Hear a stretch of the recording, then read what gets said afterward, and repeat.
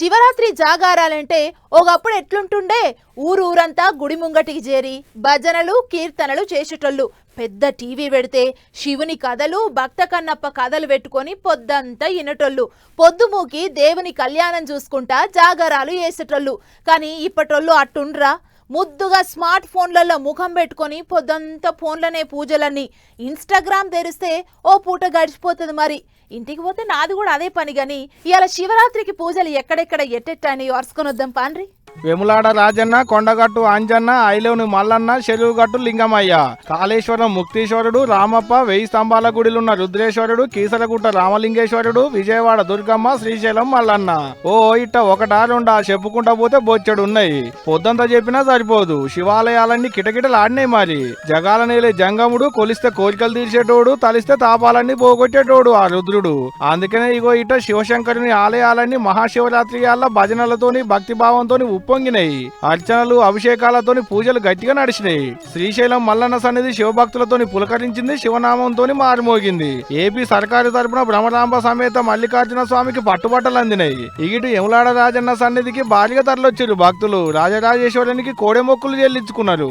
తెలంగాణ సర్కారు తరపుకేంచి మంత్రి పొన్నం ప్రభాకర్ సారు పట్టుబట్టలు పెట్టిండు యములాడ రాజన్నకు. సంగారెడ్డి జిల్లా పడాన్చెరువులున్న శ్రీ భ్రమరాంబ మల్లికార్జున స్వామి గుడిని ముద్దుగా సింగారిచ్చారు అయ్యవార్లు. మిలమిల మెరిచేటి బుగ్గల్ని చూసేందుకు 2 కళ్ళు చాలలేవు పో.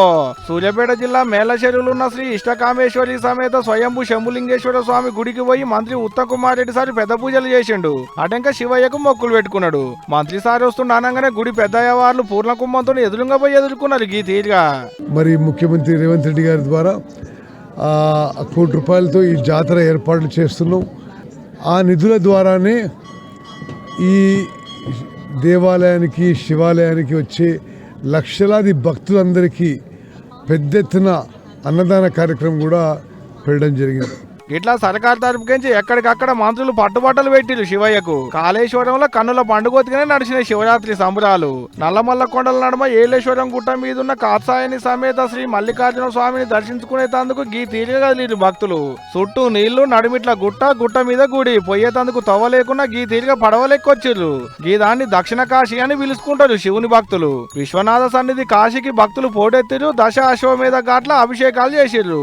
గంగల తానాలు చేసి పాపాలు కడుక్కున్నారు భక్తులు. ఉజ్జయిని మహాకాళేశ్వరునికి పంచామృతాభిషేకాలు చేసిరు. భజనలు చేసుకుంటూ భస్మహారతులు ఇచ్చిర్రు. అటు ఆంధ్రాలో కూడా గట్టినే అందినాయి శివయ్యకు పూజలు. గుంటూరు జిల్లా కోటప్ప కొండ మీద కోటేశ్వరుని వైభవం చూడడానికి 2 కళ్ళు చాలలేదు అనుకోరాదు.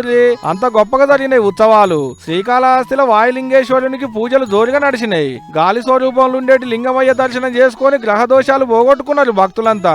తూర్పుగోదావరి జిల్లాలో ఉన్న ద్రాక్షారామం, కోటపల్లి క్షేత్రాలు కిక్కిల్చినాయి. కాకినాడ జిల్లా కుక్కటేశ్వర స్వామి గుడికి కూడా బగ్గగా వచ్చారు భక్తులు. హరిహర నామస్మరణలతో మారు మోగిందనుకోరాదు ఈ గుడి. భక్తులు కోనేట్ల తానాలు చేసి మొక్కులు పెట్టుకున్నారు. ఇట్లా తెలుగు రాష్ట్రాలలో ఉన్న శివాలయాలన్నీ భక్తులతో కలకల్లాడినాయి.